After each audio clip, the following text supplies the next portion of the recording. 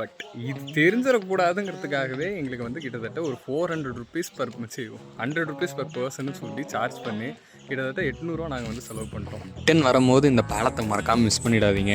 ஏன்னா வந்துட்டு இந்த பாலத்தில் ஃபோட்டோகிராஃபி சூப்பராக இருக்கும். உங்கள் ஃப்ரெண்டை வச்சு நல்ல ஒரு ஃபோட்டோவை எடுத்துக்கோங்க.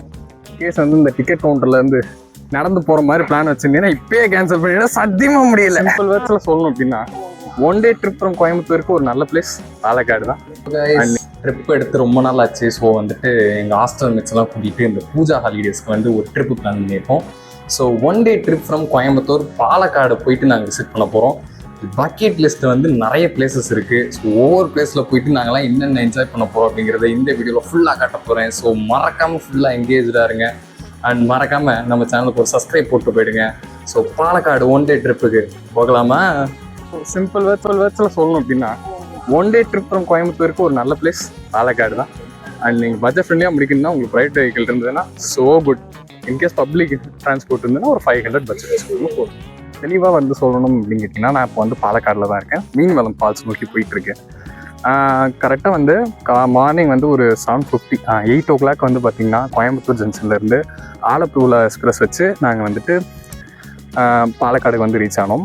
பாலக்காடு ரீச் ஆகும்போது அரௌண்ட் ஒரு 8:50 ஆச்சு.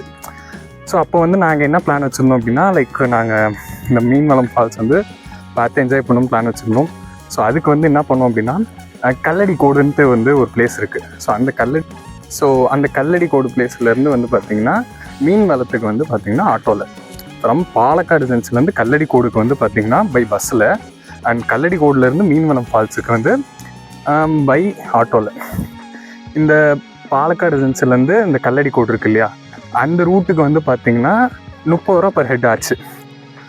அண்டு இந்த கல்லடிக்கு வந்துட்டிங்கன்னா அங்கேருந்து ஆட்டோ போட்டிங்கன்னா பர் ஹெட்டுக்கு 70 to 100 கிட்ட ஆகும் ஆட்டோ போட்டிங்கன்னா. இன்கேஸ் ப்ரைவேட் வெஹிக்கிள் வச்சுருந்தீங்கன்னா ரொம்ப நல்லது. அப்படி இல்லை அப்படின்னா நீங்கள் வந்து பப்ளிக் டிரான்ஸ்போர்ட் தான் யூஸ் பண்ணி ஆகும். ஸோ அப்படி போட்டு இந்த டிக்கெட் கலெக்ஷன் வரைக்கும் வந்தோம். ஏன்னா எங்களுக்கு கொஞ்சம் பட்ஜெட் இடிக்குதுன்னு சொல்லிட்டு முன்னாடியே ஸ்டாப் பண்ணியாச்சு. ஸோ இந்த டிக்கெட் கலெக்ஷன் வந்து 25 ரூபா பர் ஹெட்டுக்கு டிக்கெட்டு, என்ட்ரி டிக்கெட். ஸோ அதை போட்டுட்டு நாங்கள் வந்து உள்ளே போக ஆரம்பிச்சிட்டோம். இன்கேஸ் நீங்கள் வந்து ப்ரைவேட் வெஹிக்கிள் வச்சுருந்தீங்க அப்படின்னா நீங்கள் வந்து எங்கே இருந்தாலும் இந்த